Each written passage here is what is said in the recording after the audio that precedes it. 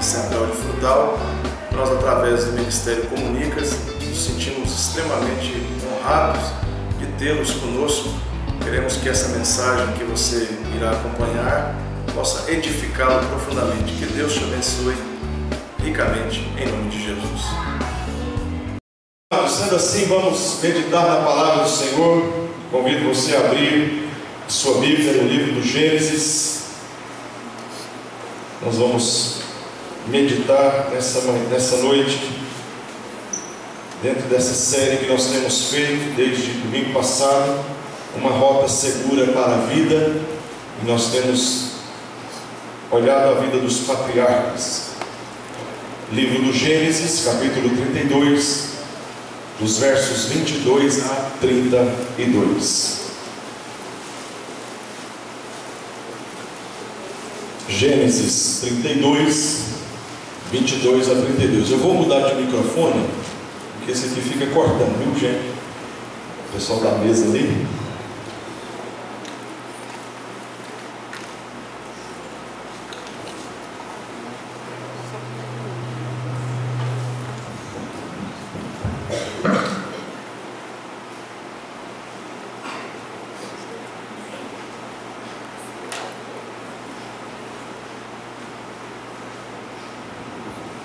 Gênesis capítulo 32, dos versos 22 a 32, assim diz a palavra de Deus.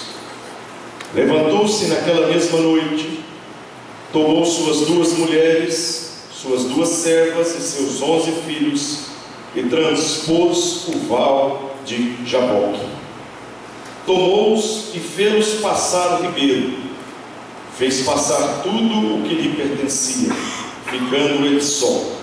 E lutava com ele um homem até ao romper do dia. Vendo este que não podia com ele, tocou-lhe na articulação da coxa, deslocou-se a junta da coxa de Jacó, na luta com o homem. Disse este: deixa-me ir, pois já rompeu o dia. Respondeu Jacó: não te deixarei ir, se não me abençoares. Perguntou-lhe, pois, como te chamas? Ele respondeu: Jacó.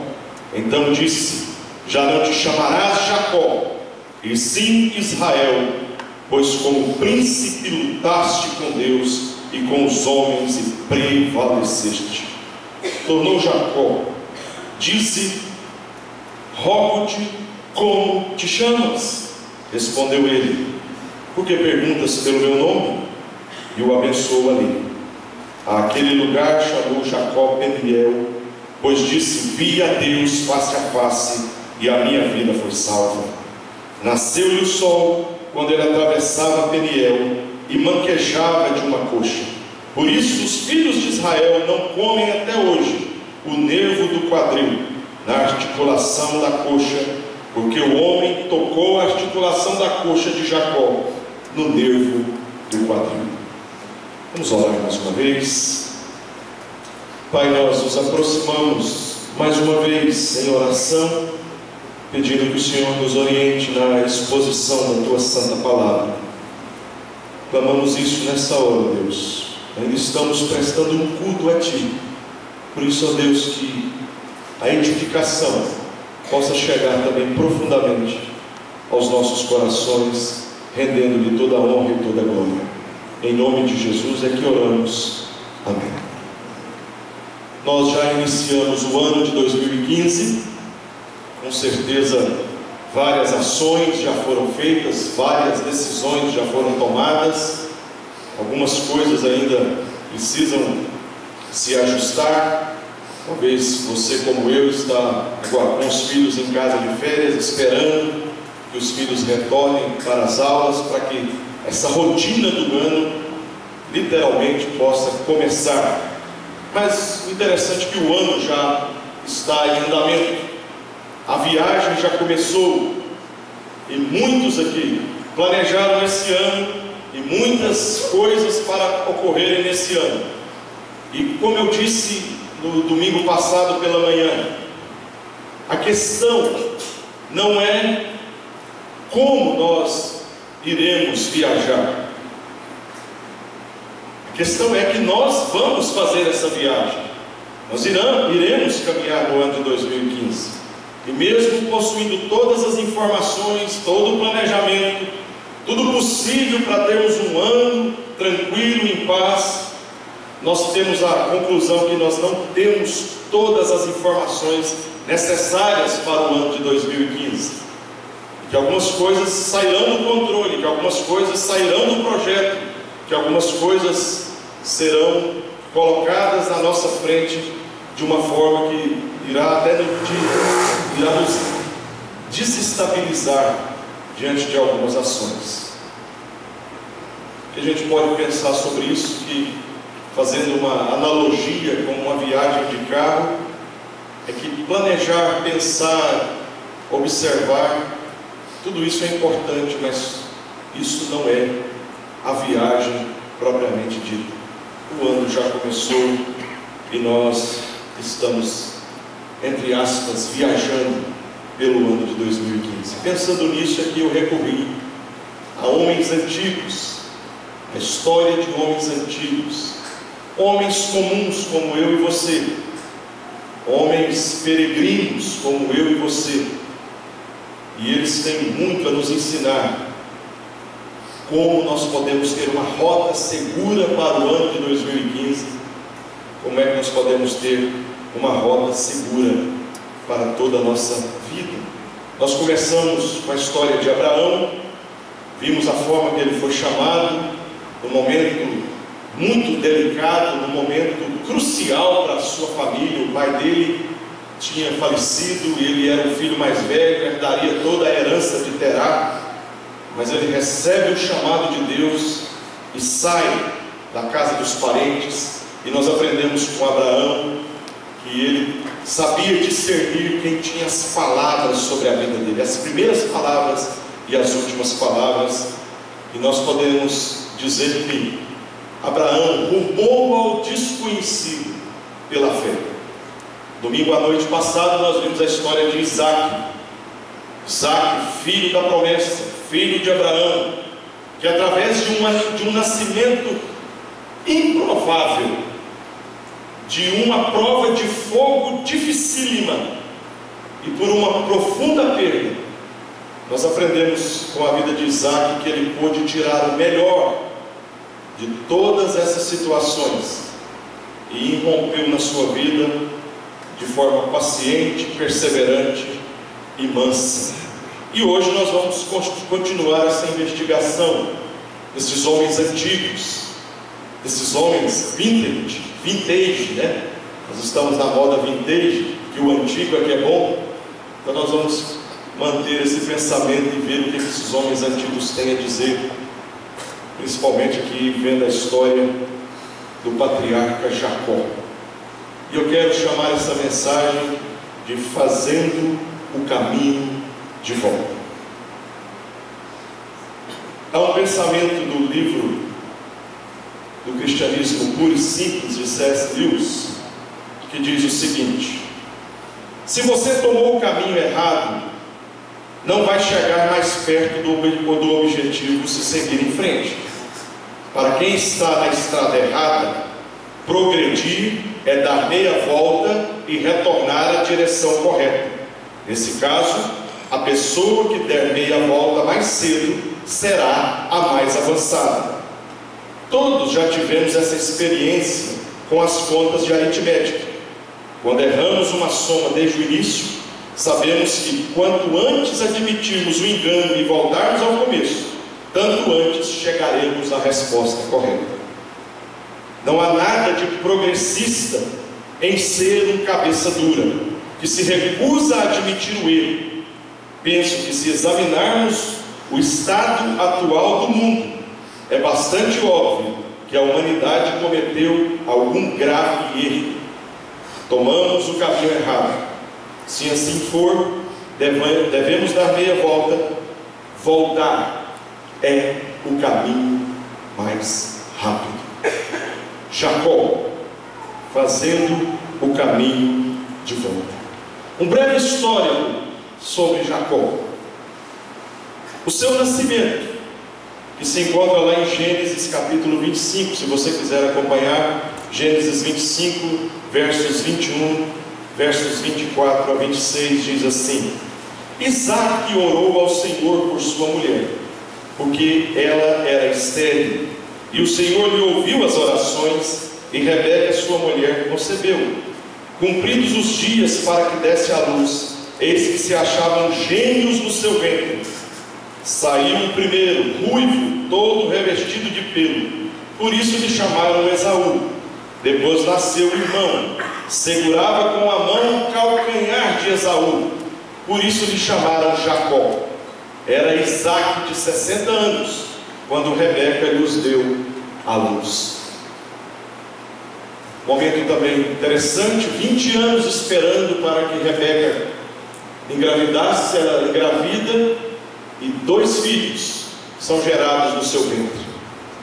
Na narrativa bíblica, Rebeca chegou a reclamar com Deus, tamanha dor ela sentia no seu ventre, e Deus a consolou dizendo: não te perturbes, porque dentro de você tem 2 nações poderosíssimas. E Deus trouxe a ela alívio, aquelas dores da gestação. E nasceu o primeiro menino forte, peludo, ruivo. Olharam para ele e imediatamente disseram: Esaú, porque é peludo. Jacó veio atrás, segurando o calcanhar de Esaú, seu irmão. Por isso foi chamado de Jacó. A tradução mais literal de Jacó é calcanhar. Calcanharzinho.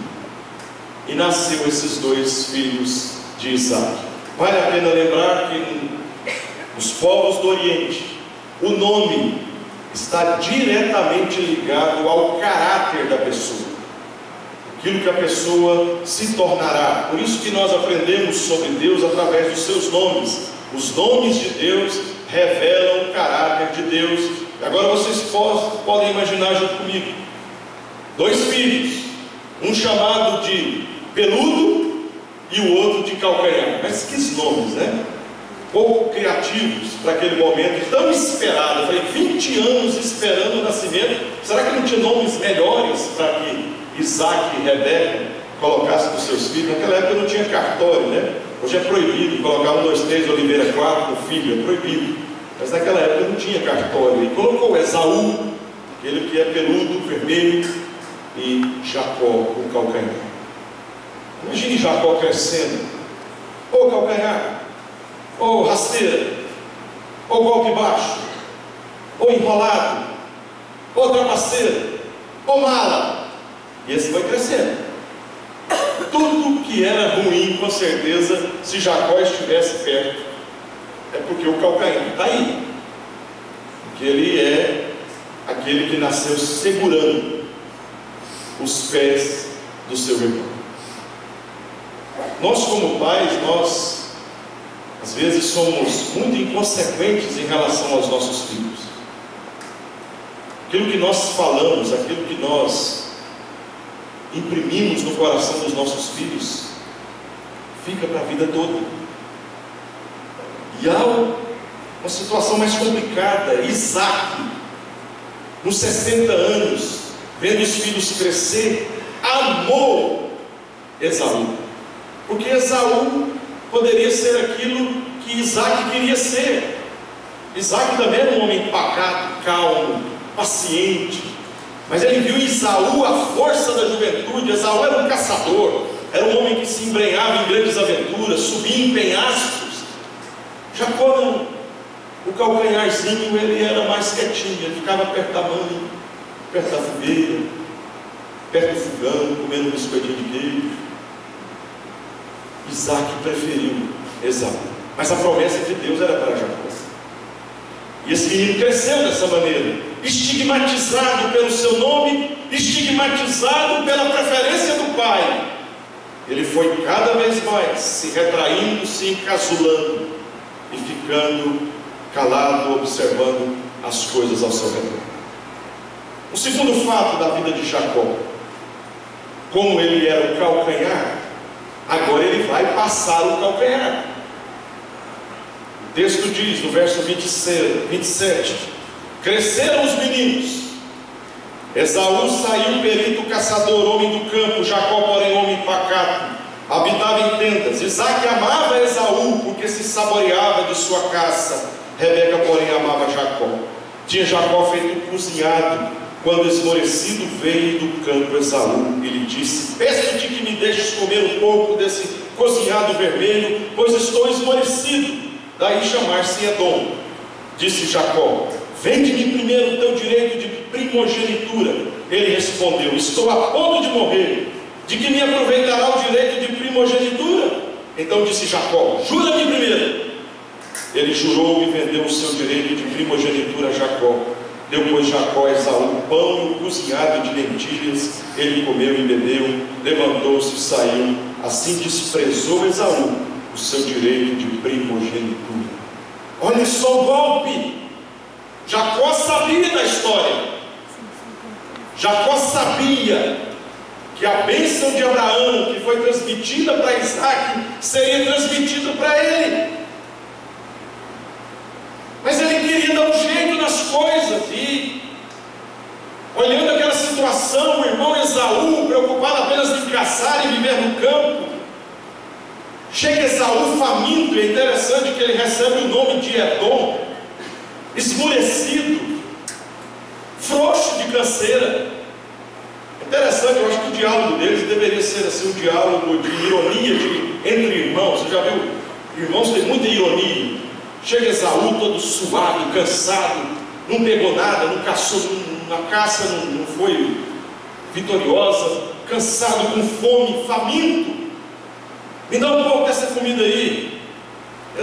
Jacó deve ter olhado para ele: mas você está fraquinho, hein? Fraquinho, não vou te dar cozido, fraquinho. Sabe essas coisas de irmão? Esaú: por favor, me dê comida. Então eu vou te chamar de Edom, seu frouxinho. E deu a comida para ele. Mas antes, eu quero a sua primogenitura, eu quero ser o primeiro. Esaú, louco, de que me vale isso? Esaú não se preocupava com as bênçãos que eram transmitidas. E ali Jacó, usando do momento delicado da fome do seu irmão, aberto mão da sua primogenitura para Jacó. O direito de filho mais velho, o que Jacó queria, que Esaú abandonou? Ser o primeiro significava ter precedência sobre todos os irmãos. Metade da herança era dada ao primogênito. Ele era senhor sobre os irmãos mais novos, senhor dos escravos, dos empregados, senhor de todo o clã. É isso que Esaú abriu mão. Ele recebe também o direito de exercer liderança, sacerdócio sobre a sua família. É um grande privilégio ser o sacerdote do lar. E Esaú abre mão desse privilégio em troca de um prato de lentilhas, diante da esperteza do seu irmão calcanhar. Além do direito do filho mais velho, além de enganar o seu irmão Esaú, Jacó engana o seu pai idoso e cego, e recebe das mãos de Isaque a bênção que foi transmitida a ele pelo seu pai Abraão. É muito bonita essa transmissão de bênção. Abraão transmitiu a Isaque, Isaque transmite a Jacó. E o resultado dessa esperteza? Esaú guardou um rancor contra Jacó por causa da bênção que o seu pai lhe dera. E Esaú disse a si mesmo, e com certeza disse às suas duas esposas, que essas duas esposas que ele tinha, que era dor de cabeça de Isaque e Rebeca, deve ter espalhado por todo o acampamento: os dias de luto pela morte do meu pai estão próximos, então matarei meu irmão Jacó. Sabe essas conversas de cozinha? Marido sentado, copo de café amargoso. O dia que meu pai morrer, eu mato Jacó. E essa conversa saiu da cozinha, ganhou o acampamento inteiro, e Rebeca ficou preocupada e diz: meu filho, fuja para a casa do meu irmão Labão, porque Esaú, seu irmão, vai te matar. E ele fugiu, saiu só com a roupa do corpo e foi morar com seu sogro Labão. E se tem um camarada que é professor em calcanhar, é Labão. Labão é PhD em passar a perna nos outros.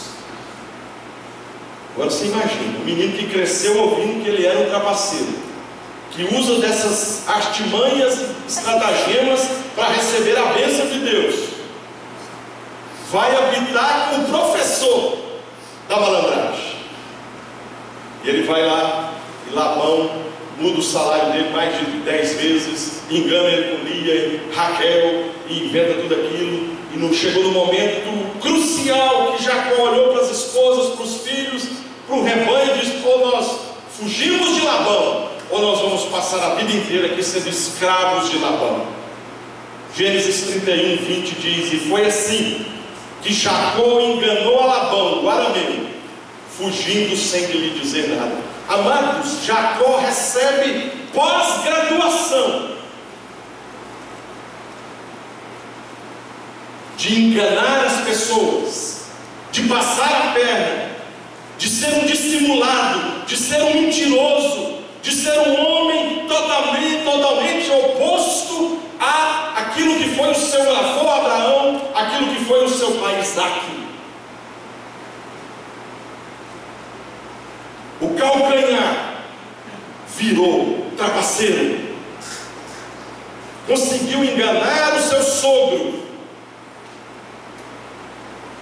Jacó enriqueceu, ficou milionário quando ele saiu da casa de seu pai Isaac. Ele fez uma oração em Betel e dizendo: Senhor, se o Senhor me abençoar, tudo que eu te der, tudo que eu tiver, eu vou te dar um dízimo.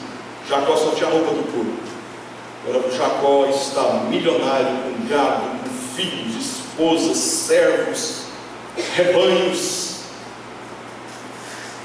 Mas ele deixa para trás ódio, mágoa e ressentimento dos seus relacionamentos. Que história! É uma história que, se qualquer um de nós tivéssemos poder de decidir em ajudar ou não ajudar um homem como Jacó, nenhum de nós aqui, eu creio que em sã consciência, ajudaria esse homem. Ajudar em que ele é rico? Ajudar em que ele é trapaceiro? Se eu não olhar ele passa a perna em mim. Mas Deus olha para esse homem chamado Jacó, e Deus fala para ele no verso 3: e disse o Senhor a Jacó. Olha que coisa incrível, preste atenção aqui, meu querido. Nós estamos no momento de fuga, no momento que Jacó, junto com Lia, Raquel, seus filhos, estão fugindo de Labão. Jacó tinha um plano magnífico: eu sou rico, eu tenho dinheiro, eu tenho família, eu tenho servos, eu posso criar até um arsenal de exército.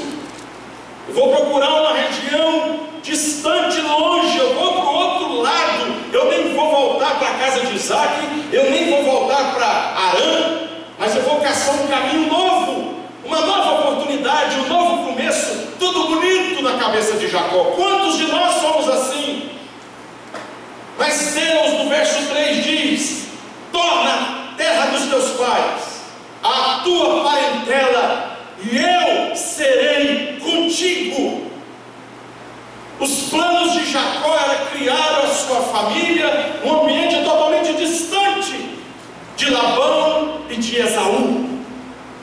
Mas o Deus de Abraão, de Isaac: Jacó, volte para a casa do teu pai, porque é lá, na casa do teu pai, que a bênção está te aguardando. Depois de 20 anos, é hora de fazer o caminho de volta. E como voltar é difícil, meus amados irmãos. Como voltar nessas circunstâncias é difícil. Aonde Jacó passou, ele deixou ressentimento, ódio, mágoa, tanto com Labão. Agora vai voltar para a casa de Isaac, onde o seu irmão Esaú espera com a flecha na mão. Isaac não tinha mais Rebeca morre. Estava lá somente Isaac e Esaú. Jacó não teve a oportunidade de enterrar a sua mãe. Era um homem quebrado nos seus sentimentos, nas suas emoções. E Deus fala: é hora de voltar, Jacó. Eu quero crer que Deus está falando a corações aqui que é hora de voltar. Mesmo que seja difícil, mesmo que seja constrangedor, mesmo que seja para calar e ouvir muito, é hora de voltar, Jacó, é hora de voltar, calcanhar. E eu quero aqui aplicar 4 lições que esse caminho de volta de Jacó, 4 lições que nós podemos aplicar também na nossa própria vida. Primeiro, no versículo 24 do texto que lemos, Gênesis 32. Ficando ele só. A primeira lição, meus amados irmãos, nós podemos tirar aqui do versículo 24. Era preciso olhar para dentro, porque até então a identidade de Jacó estava nos outros. A identidade de Jacó estava nos outros. Você é um trapaceiro, você é um calcanharzinho, você é aquele que é como a cobra rasteira, que aproveita a oportunidade para dar o bote. Você, menino, você é aquele que está atrás das malas artes. Jacó tinha a sua personalidade forjada não por ele mesmo. A sua identidade não era dele, mas a sua identidade estava sendo formada e compreendida pelas pessoas lá fora. Quantos de nós somos assim? Nos embrutecemos porque nós não sabemos quem nós somos. Jacó não sabia quem ele era. Ele era conduzido pelas ocasiões, ele era conduzido pelas oportunidades para se dar bem. Estando ele só, ficando ele só, eu creio que o maior barulho de pessoas como Jacó é ficar só. Você já viu essa pessoa muito agitada, que não dá conta de ficar calado no ambiente? Não estou dizendo que todos são assim. Porque quando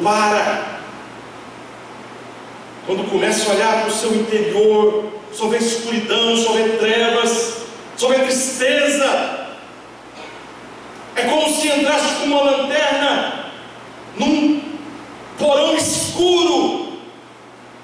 E Jacó, naquela noite de agonia, ele entra no porão escuro da sua existência. E ele luta com ele mesmo, ele luta contra os seus pensamentos. Que noite terrível esse homem passou. Como vai ser o encontro com meu pai? Que vergonha. Como vai ser o encontro com Isaú? A flechada dói demais. Como é que vai? Eu corro, não corro? Eu ponho na frente ou não ponho? Você já viu gente que planeja para se sair bem de uma situação difícil? Eu quero imaginar que Jacó estava nessa condição. Mas ele fica só. Ele olha para a escuridão da sua alma, da sua existência, e trava uma luta tremenda. E um outro personagem surge. Lá para as tantas, um outro personagem surge. E no versículo 24 nós vamos entender E nós podemos trazer essa segunda lição, que o grande problema de Jacó não era primeiramente com ele mesmo, nem com o seu irmão Esaú, nem contra o seu pai Isaque, nem contra o seu sogro Labão. O grande problema de Jacó era com Deus. O grande problema do ser humano, meus amados irmãos, é com Deus. Nós vivemos num mundo caótico, destruído, deteriorado pelo pecado, e nós queremos buscar respostas e soluções, pontos de vista. Vamos atrás da psicologia, da psicanálise, da sociologia, da filosofia, para tentar trazer um placebo para a alma. Mas quando nós ficamos sós, a sós conosco mesmo, na nossa existência, quando iluminamos o porão escuro da nossa alma, nós vamos ver que o grande problema da nossa vida é com Deus. E Deus entra em luta corporal com Jacó.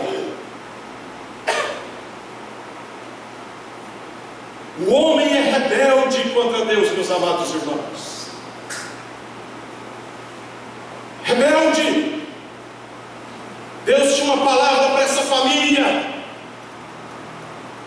e Jacó faz tudo do seu modo e se rebela contra a vontade de Deus e foge diante de Deus, foge diante da bênção de Deus. Ele quer ficar só, mas não consegue. Talvez você esteja assim nessa noite, fugindo de Deus. O seu primeiro problema, meu amado e minha querida, é com Deus.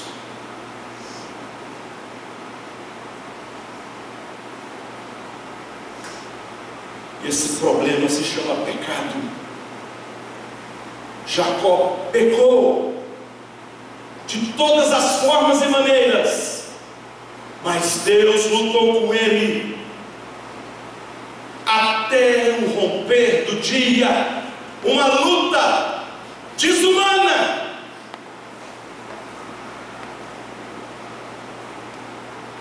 Eu quero te alertar, meu querido e minha querida, porque no dia que você tiver o seu jaboque, que pode ser hoje, essa luta só tem um vencedor. O grande problema de Jacó, a priori, era com Deus. Fugiu de Deus, desacreditou nas promessas de Deus, tentou fazer do seu jeito. Quantos de nós fazemos isso?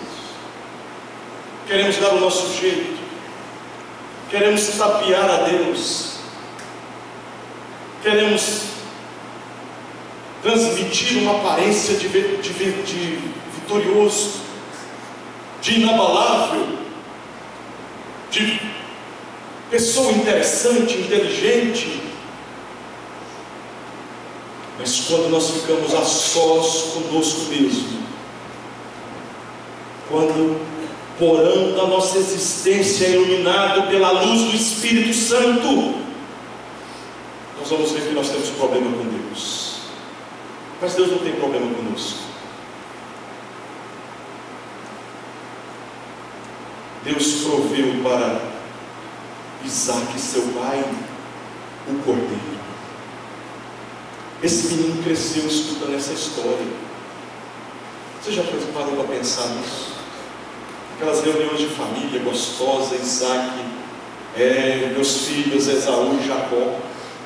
Quando eu tinha mais ou menos a idade de vocês, sabe aquela conversa de pai? Quando eu tinha a idade de vocês, essa conversa é boa, né?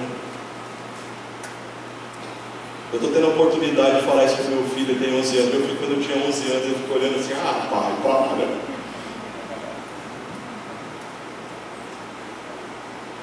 Quando eu tinha a idade de vocês, o seu avô Abraão me levou 3 dias de jornada. Estava eu, seu avô e mais 2. Nós paramos no pé do monte. Seu avô olhou meio taciturno para os empregados e disse: fiquem aqui, eu e o menino nós vamos subir e vamos voltar. E nós subimos, o seu avô me amarrou, me colocou sobre um altar, pegou uma faca desse tamanho, que o pai gosta de exagerar, uma faca desse tamanho, e quase me matou, mas o Senhor proveu um cordeiro para mim. Jacó sabia dessa história, meus amados irmãos. Ele sabia que o problema dele com Deus era um problema dele com Deus, não de Deus para com ele, porque Deus sempre provê um cordeiro para nós.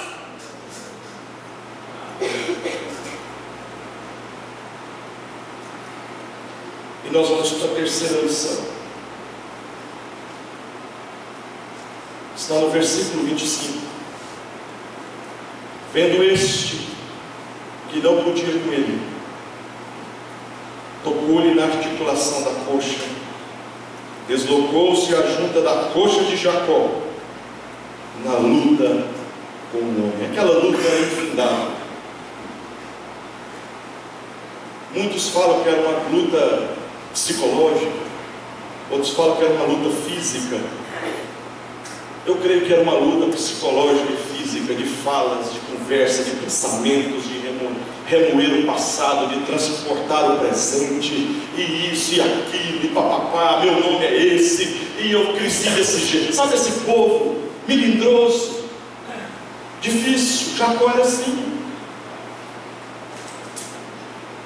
Não gostei, por isso que eu fugi da casa de Labão. Sabe, casquinha de ferida. E gente assim, meus amados, elas são assim, não porque elas querem. Elas são só casquinhas de feridas, porque elas foram muito feridas. Você já pararam para pensar nisso? Jacó era um homem ferido. E eu acho que essa luta, até o romper do dia, eu era assim. Olha o nome que eu recebi. O meu papai Isaac gostava mais de Saul do que de mim. Você acha que isso é fácil? E Deus poderoso, personificado aqui na pessoa do anjo do Senhor, toca na coxa dele, pá! E Jacó grita uma dor lancinante. Quantos aqui já deslocaram o quadril? É algo terrível de dor. Sabe o que essa terceira lição nos mostra? Que Jacó, que construiu uma muralha no seu coração, que se amargou nos seus sentimentos, altivo, precisava de uma marca de vulnerabilidade. Pá, na coxa de Jacó, você vai mancar, porque você é altivo, você é arrogante, você não reconhece, Jacó, que você precisa da graça, por isso você vai mancar a vida inteira, para que você saiba que eu te amo, Jacó. Às vezes Deus vem sobre as nossas vidas e traz marcas de vulnerabilidade, meus irmãos, para que nunca nos esqueçamos quem é o grande Deus. Jacó foi tocado na sua coxa. Jacó passou a evidenciar não só a sua vulnerabilidade interior, mas a sua vulnerabilidade externa. Porque aquele que é vulnerável no seu interior, amargo, triste, ferido, ele cria uma coraça. E todas as vezes que ele é confrontado, aquela artilharia é colocada para fora e as metralhadoras começam a disparar o seu rancor, o seu ódio, a sua raiva. Deus sabia disso de Jacó. Por isso você precisa ser vulnerável, vai mancar a vida inteira. E é tão interessante essa marca, que até hoje, entre os judeus, não se come essa parte da carne. Todas as vezes que eles pegam aquilo ali, todas as vezes que o rabino vai autenticar a carne para ver se é coxa, ele lembra da história que homens precisam ser vulneráveis a palavra do Deus Altíssimo. E por último, uma quarta lição que nós podemos aprender com esse patriarca Jacó está no verso 26, acompanhe por favor. Disse este: deixa-me ir, pois já rompeu o dia. Respondeu Jacó. Jacó era daquele que fugia. Jacó era daqueles que falavam que estava tudo bem. Jacó era daqueles que falavam não tem nada não. Mas quando ele foi tocado e foi externada a sua vulnerabilidade, ele segura naquele anjo do Senhor e diz: não te deixarei, se não me abençoares. Jacó aprende aqui, nessa quarta lição, que a bênção de Deus não pode ser conquistada pela força, pela estratégia humana, mas a bênção de Deus ela só pode ser recebida pela graça de Deus. A promessa de Deus era para Jacó. Jacó não foi como seu pai, seu avô Abraão, que creu que mesmo que fosse morto Isaac, ele ressuscitaria. Jacó tinha que ter ficado lá no acampamento dos seus familiares, esperando a graça de Deus manifestar, e não tentado dar um jeitinho nas coisas. 20 anos de perda de convivência, 20 anos de amargura, 20 anos de sofrimento, 20 anos de relacionamentos quebrados. Não teve oportunidade de enterrar a mãe, porque ele quis adiantar as bênçãos de Deus. Nós só podemos receber as bênçãos de Deus pela graça de Deus, não por força, nem por violência, mas pelo meu Espírito, diz o Senhor, meu amado. Talvez você esteja assim, manipulando a bênção de Deus, querendo manipular a graça de Deus. Cuidado, porque você pode ter o seu jaboque.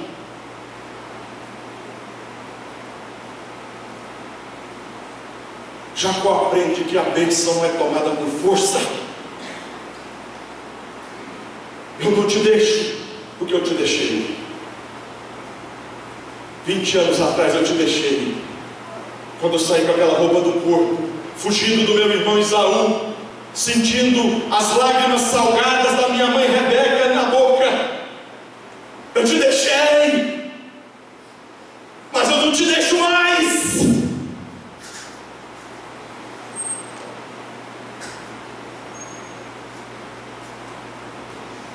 Jacó, aquele que age traiçoeiramente, o Senhor olha para ele e diz: você não vai ser mais calcanhar, você não vai ser mais aquele que age traiçoeiramente, você será Israel. Israel significa ele luta com ou ao lado de Deus. Tem uma tradução que diz que lutou com Deus, até na nossa versão atualizada, mas a melhor tradução é aquele que luta com ou ao lado de Deus. Jacó nunca mais. Israel é o teu nome. O Senhor quer mudar o seu nome de existência nessa noite, meu irmão. De Israel para Jacó, de Jacó para Israel. Quanta diferença! Gênesis 33, dos versos de 1 a 4, acompanhe comigo a leitura, por favor. Gênesis 33, de 1 a 4.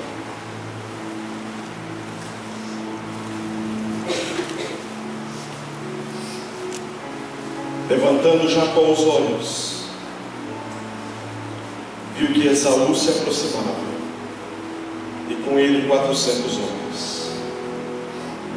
Então passou os filhos de Lia passou os filhos a Lia, a Raquel e as duas servas.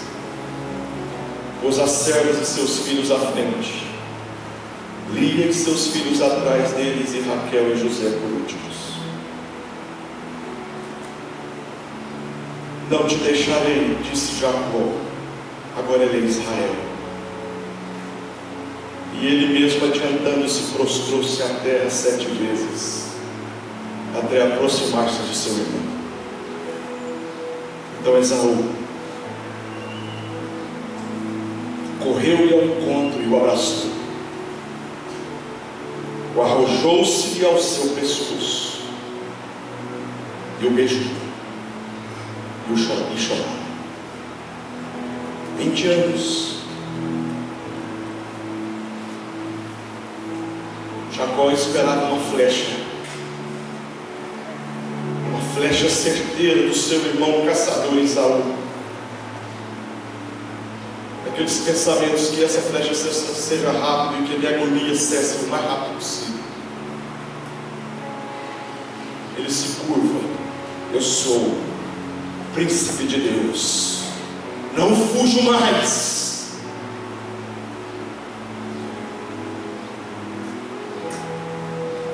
Eu acho que quando ele levanta a sua última vez, com os olhos ainda fechados, ele sente não o estrangular de seu irmão Esaú, mas um abraço gostoso. Eu acho que veio aquele cheiro daquela roupa do engano que ele usou de Esaú para enganar o seu pai. 20 anos sem sentir esse cheiro. Meu irmão Esaú, o Senhor me fez próspero.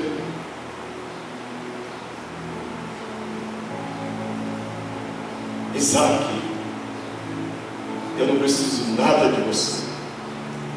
E os dois se abraçam e choram, porque aquele que é príncipe de Deus sabe a hora de voltar. Talvez você esteja na hora de voltar, meu querido. Talvez você é ferido, levando um arsenal de acusações. Pare de ser Jacó.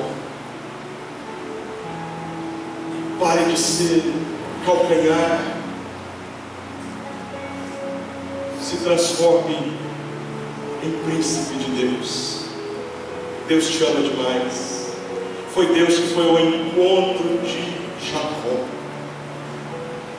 Jacó era um homem terrível como eu e você. Jacó se pôde abraçar o seu irmão Esaú, porque o Espírito de Deus o lançou a isso, não pela força de Jacó.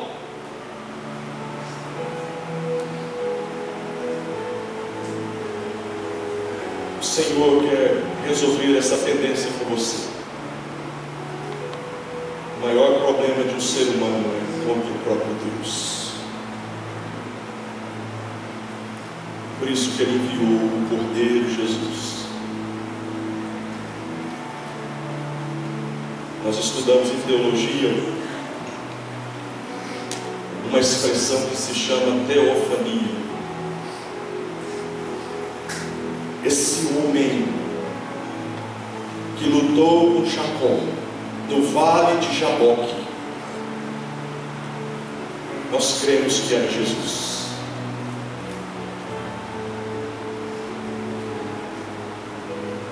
Jesus tocou profundamente naquele homem, para que a natureza dele fosse transformada. Só por isso Jacó foi transformado. O homem só pode ser transformado quando ele recebe o toque de Cristo Jesus na sua vida. Deixa o Senhor tocar em você. Se renda. Mostre a sua vulnerabilidade. Pare de se esconder atrás da sua arrogância, da sua altivez.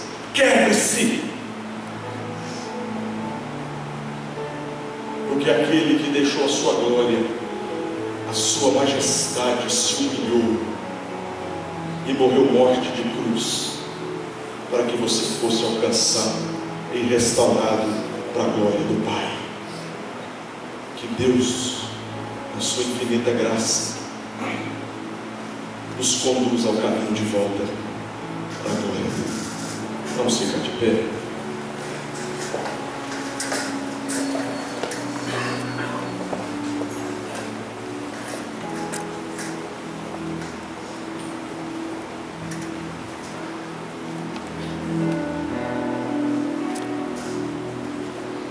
Feche os seus olhos.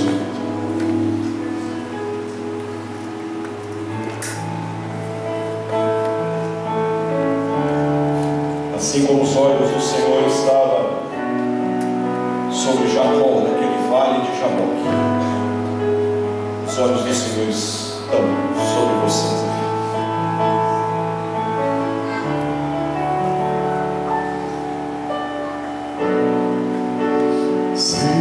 Os teus olhos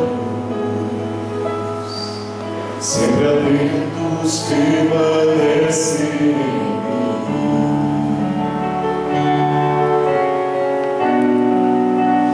e os teus ouvidos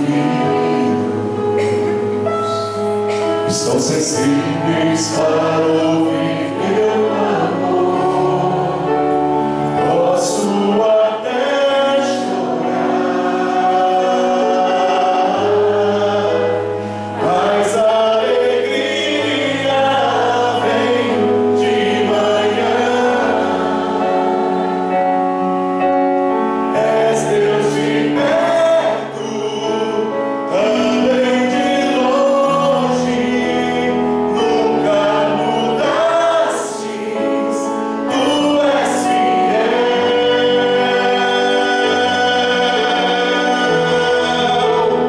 Deus de aliança, Deus de promessas, Deus que não é homem pra mentir. Tudo pode passar, tudo pode mudar, mas sua palavra vai se cumprir. Sim, Deus, tu és um Deus de aliança, Deus de Abraão, de Isaac e o Deus de Israel. Muitos aqui, ó Deus, nessa noite estão em batalha contra o Senhor, numa luta que se compara à luta de Jacó no vale de Jaboque. Mas a tua palavra nessa noite nos mostra que só nós podemos receber a tua bênção através da tua graça. Que a graça da tua palavra transformadora revela para nós Cristo Jesus, aquele que toca na nossa barreira existencial, aquele que muda a nossa história, aquele sim que nos faz vulneráveis, mas que nos levanta como príncipes do Senhor. Toca nessas vidas nessa hora, ó Deus, vidas que estão no reino do Senhor, vidas que querem viver um teatro, uma performance. Misericórdia, Deus, de todos nós. Toca nessas vidas que sejam vulneráveis e reconheçam que só o Senhor pode mudar a história.